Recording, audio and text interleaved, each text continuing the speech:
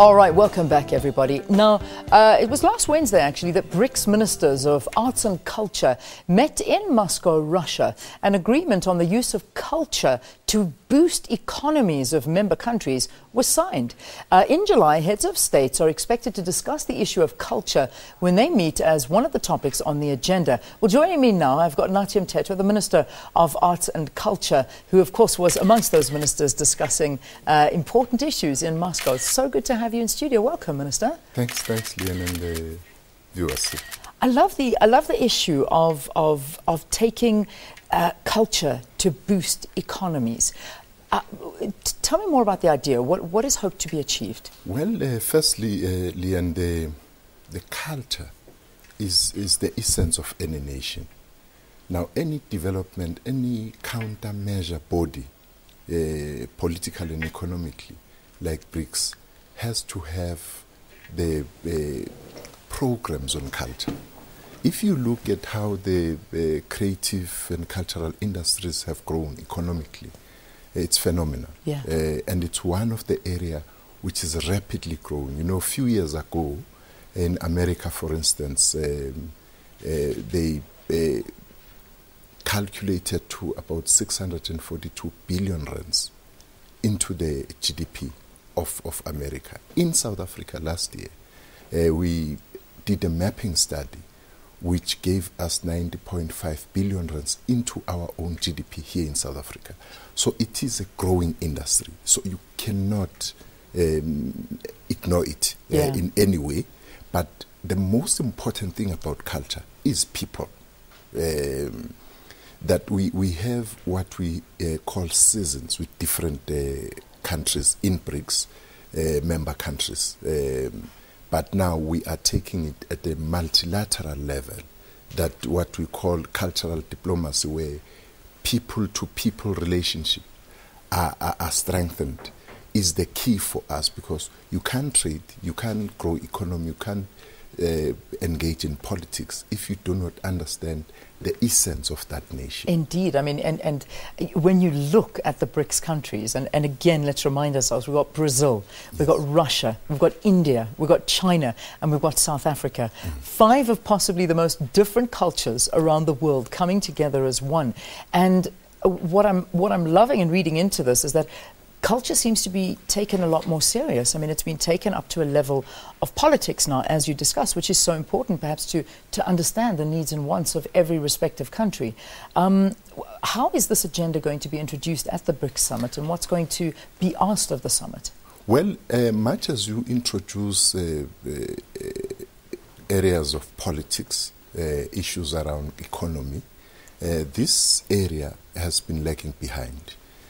On the 8th and 9th of next month, which is July, BRICS would be sitting in its ordinary summit, and where the heads of state would be looking, amongst others, for the first time, the agreement on culture within BRICS member countries.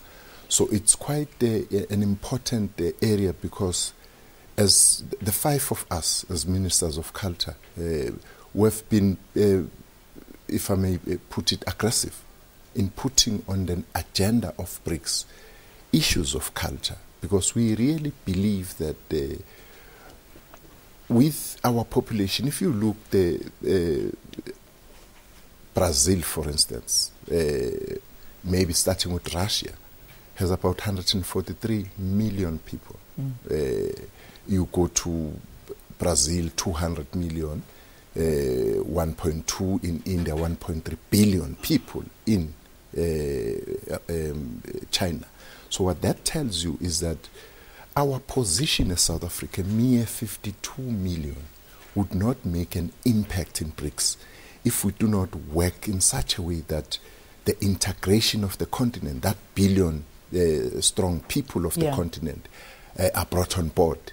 And if you talk about that, we are talking about a variety of culture, because Africa is so diverse in culture and heritage that the world would be more richer with the entire continent being part. It certainly would be. And, you know, as you sit here and you're talking about this, it brings to mind a conversation that I had with somebody last week who actually came to the program.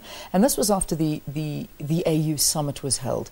And what they felt was that a lot was discussed at the AU summit, but something that was ignored, and one of the glaring points that was ignored by all members of the AU summit, was the fact of arts within the continent and culture within the continent.